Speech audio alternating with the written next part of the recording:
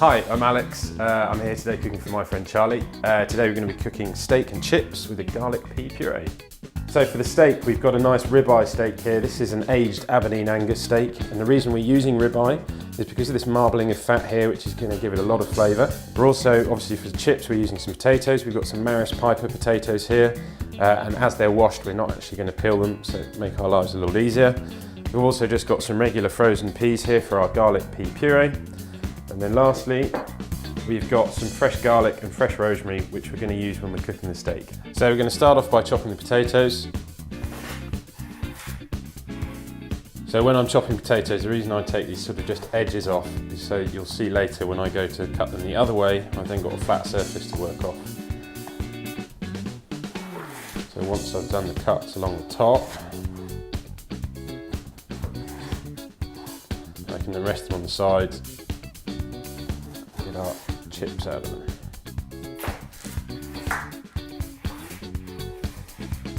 Now the potatoes are all chopped up, we're going to soak them in some cold water for roughly about 10-15 minutes, and this just removes some of the starch from them so that when we cook them they become really nice and crispy. So next up we're going to marinate our steak. So it's a pretty simple one. We're just going to use some salt and pepper and a bit of olive oil, but really make sure you get it quite well seasoned on all sides. And because we're going to be using a griddle pan for this, you want to make sure you take the oil to the meat rather than putting oil in the pan, otherwise you'll over oil the pan. So we're going to put the olive oil over the top here. You don't want it too greasy once it's finely cooked. We're going to have a little bit of butter in the pan as well, so the oil we've got on here is plenty. The final bit of prep is just peeling a couple of bits of garlic, which we're going to use whilst we're cooking our steak. Garlic is always a bit of a pain to peel, but to make your life a bit easier, if you get the flat side of the knife, being really careful not to hit the sharp side, just give it a quick tap, like that. And then if you cut the bottom off, it should peel much easier. And now we can get cooking. So we're just going to take the potatoes now that have been soaking for 15 minutes, and we're going to dry them off using a kitchen cloth, just to make sure they're completely dry before we do the next process. And do use a kitchen towel rather than paper roll, as the paper roll might kind of come apart and you end up with some kitchen roll in your chips, which wouldn't be ideal. So the reason we've soaked these potatoes is to remove the starch from them, or some of the starch, just so that when we cook them later on they'll be really fluffy and crispy. I'm going to lay them out on a microwavable plate, as the next process is to microwave them, just to cut down on our cooking time a bit, and it just helps make them a bit crispier. We're just going to chuck them in the microwave for about 2.5–3 minutes, and we basically want them slightly cooked but still firm enough to hold their shape. Okay, so now they're done, get them all into a bowl here. So these are about ready to go in the oven. We're just going to put a bit of sunflower oil and some salt on them, just make sure they're all nicely covered. And we will put a bit more seasoning on at the end as well, but just hitting them with a little bit of salt now. So we're just going to give these a bit of a stir. Just making sure that the oil's kind of evenly coating all the potatoes. So now these are all coated, we're going to chuck them in the oven, but before that we need to make sure that the oven is preheated to 180 degrees, and we're going to put our roasting tray that we're going to use in there so that it's nice and hot when we put the potatoes onto it. So they're going to go in for about 25 minutes, and we'll check them about halfway through just to see if we need to flip them. So now we're going to cook the steak. So we want the pan on a medium-high heat, not too hot that it's going to burn the steak, but we do want some nice caramelisation on the steak. Okay, so now that our butter and oil is nice and hot, we're going to throw in a couple of cloves of garlic and a couple of sprigs of rosemary. Just let them all get to know each other. Okay, and now we're going to add in the steak.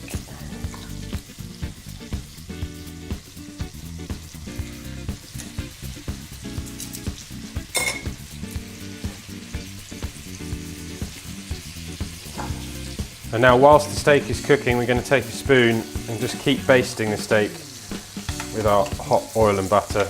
The reason we've used a mixture of oil and butter is we're using the butter for the flavour, but butter is quite prone to burning. So when we add the oil, it basically raises the burning temperature of the butter, or enables us to take the pan hotter without the butter burning. So as this is a reasonably thick steak, we're going to cook this for about 3 or 4 minutes on each side. And there's a good trick you can use to tell how well done your steak is. So if you put your hand together like this and feel the pad there, so this is rare, this is medium rare, this is medium, and this is well done. So now I'm just going to flip the steak. You see we've got that lovely caramelisation on this side. We've got the rosemary and the garlic in the pan. It's a bit of a treat to smell whilst you're cooking this steak, and it certainly makes you hungry. Okay, so our steak's now done. Just turn the heat off, and then we're just going to take it out, pop it on a board to rest, save our piece of garlic. And you want this to rest, or any piece of meat when you've cooked it, you want it to rest for about 1/3 to 1/2 of the time that you cooked it for, just so that all of the muscles in it can relax and it doesn't let all its juices run out as soon as you cut into it. Okay, so we're just going to check on our potatoes, maybe give them a little turn.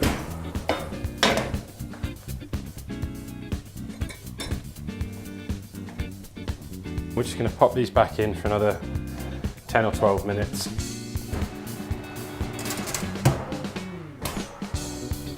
These won't take long to cook at all, about 2 or 3 minutes, and then we'll drain them out, and then we're going to puree them with some garlic puree and a bit of butter and salt and pepper for our garlic pea puree. So now that we've cooked and drained our peas, we're just going to season them a little bit with salt, a bit of pepper,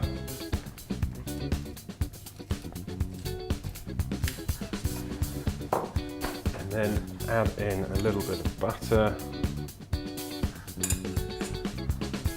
And about 1/2 teaspoon of garlic puree. And then we're going to use a hand blender. If you haven't got a hand blender, you can just use a fork and sort of crush them up together. If you have got one of these, it makes it slightly better.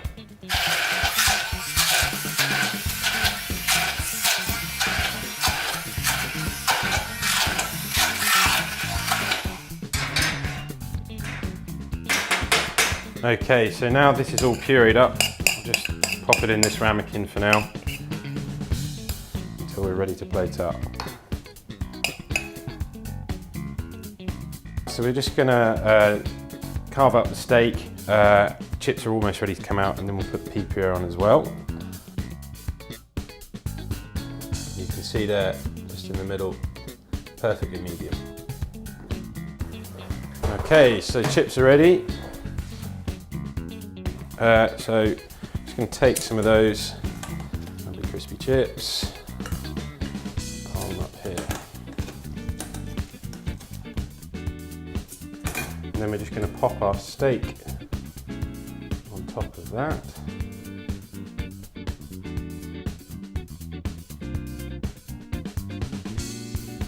And I'll put a couple of garlic on top, and then we're just going to get a bit of this. Quenelle.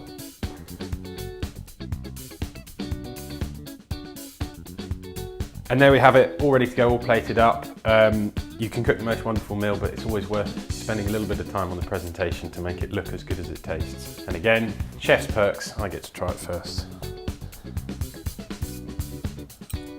That's very good. So if you've liked what you've seen today, feel free to like and comment and share it with your friends. I know you can't taste it, but you have to take my word for it, it's delicious. And we'll see you next time. Thanks.